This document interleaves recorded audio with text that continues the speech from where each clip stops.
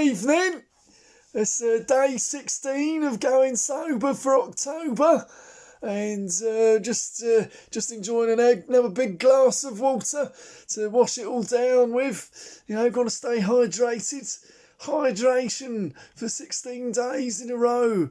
I mean, that's a lot of hydration. It's a big glass, a big effort for Macmillan Cancer Support, and it almost reminds me, the size, the scale of what I'm doing reminds me of a story about the biggest butterfly I ever encountered. It was brought into the wildlife sanctuary, which was obviously it was a rescue centre as well, and this one day, this young couple, they'd recently moved to the area. They brought in this giant butterfly. They said they found it it was struggling to fly around their garden, and their dog was trying to eat it. And they brought it over to us because they called up the RSPCA. They said, but they were told to come to us. Because at the time we had a deal going on, if you had a butterfly, you bring it to Derek. So they brought in this big butterfly, and I was like, crikey, that's a big butterfly. You weren't kidding, when you were telling me about it on the phone, and they said, it's as big as a cat. I said, it's as big as a cat. It looks like, and to be fair, it was. I measured it against the cat, and it was bigger than a cat because of the wingspan. The wingspan was made it twice, 3 times the size of a cat, and so I had to put it in its own little cage because it wouldn't fit with the others. It was so big it couldn't fly. It was too heavy to fly. It defied. Well, in fact, no, it did. It did the opposite of defying physics, because it actually did obey the laws of physics by not being able to fly due to it being too big.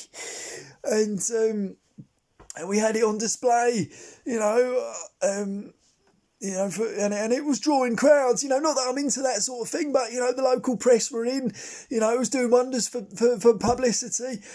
And this one day, this guy came along. He was dressed all in, sort of circus refinery. He had a top hat on, he had kooky glasses and a cane, and he came along and he said, I'll give you £5 million, £5 million for that butterfly. Now, bearing in mind, this is the 1980s we're talking about. £5 million was a lot of money back in those days, and I was very tempted, but I had to do a bit of a background check because I didn't know who this guy was. So I had my mate Peter from the garden shop stalk him for a while, couple of weeks to a month. Peter disappeared, and he came back with information on this guy and said he owns a freak show.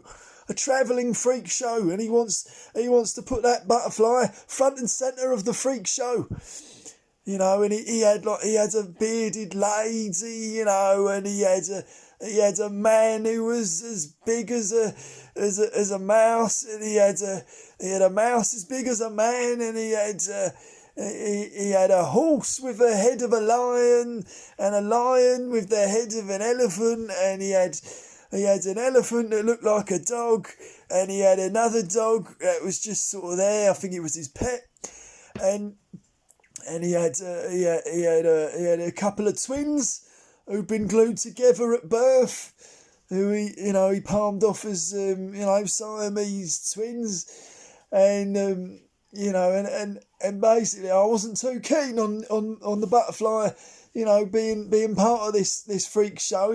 I mean, back in those days, in the 1980s, freak shows were all the rage. You couldn't move for a freak show. But I knew, I was ahead of the times. I was ahead of the curve. I knew that freak shows were coming to an end. But on the other hand, £5 million, that would have done me good. So, I invited the guy back over, and he came round, and he sussed out the butterfly. He had it inspected, and this veterinarian came along. Veterinarian, one of these sort of television veterinarians. So I wasn't sure if he was, genuine artifact or not. Anyway, he has one look at the butterfly, and he says, "This isn't a butterfly." And everyone's like, "What are we talking about?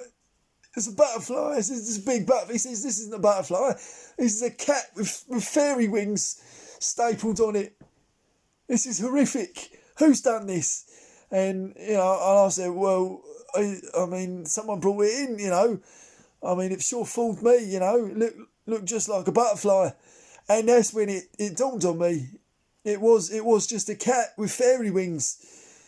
And to this very day, I make sure every butterfly that comes in to my wildlife sanctuary, I make sure that it's not a cat with fairy wings. We haven't had a similar sort of Frankenstein scenario since.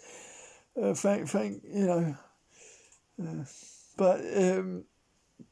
well, I mean, I don't know. I don't know whatever happened to that cat. We did rehome it eventually. But we had to clip the wings, and there we are.